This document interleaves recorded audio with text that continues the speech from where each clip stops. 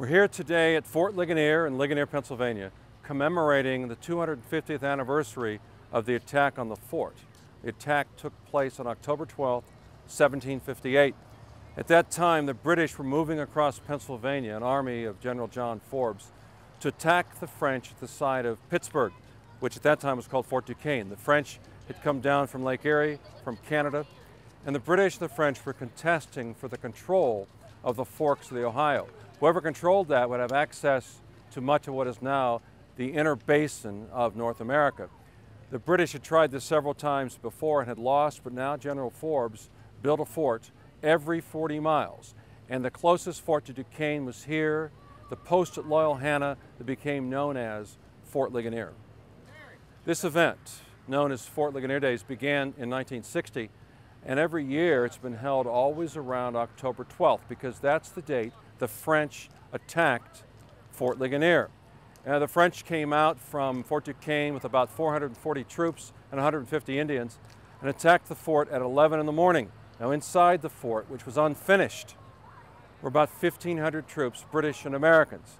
There was a battle that lasted several hours, and the French did quite well in it, but eventually were pushed away because of the artillery fire of the British.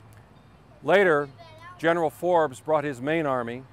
George Washington with his Virginia troops arrived, and all together they were here on November 11th, when temporarily they thought they were stuck here for the winter, but the next day, in a friendly fire incident in which Washington was almost killed, prisoners were taken who said all the Indians had left Fort Duquesne.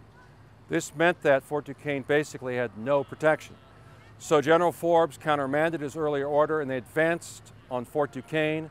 November 24th, they were only within a few miles. They heard an explosion. The next day they went down to where the rivers come together and found that Fort Duquesne had been blown up and abandoned by the French. Forbes then named it for William Pitt, Secretary of State back in England. He called it Pittsburgh. Fort Pitt was built the following year. Here at Ligonier, he called the post at Loyal Hanna Fort Ligonier after Sir John Ligonier, commander of the British Army, and he named also Raystown to Bedford after the 4th Duke of Bedford. Forbes himself was a dying man from some unknown disease. He never made it back to Scotland. He died in March of 1759. He's buried in Christ Church in Philadelphia.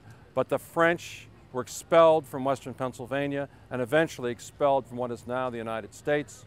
The British had won, but it was a short-lived triumph because within a mere 15 to 20 years, the American Revolution occurred, and of course the British lost that. This history dates through places like Fort Ligonier.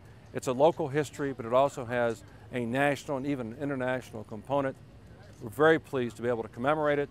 We think Fort Ligonier Days is one of the finest such events in the country, and perhaps this year this has been the best one we've ever had.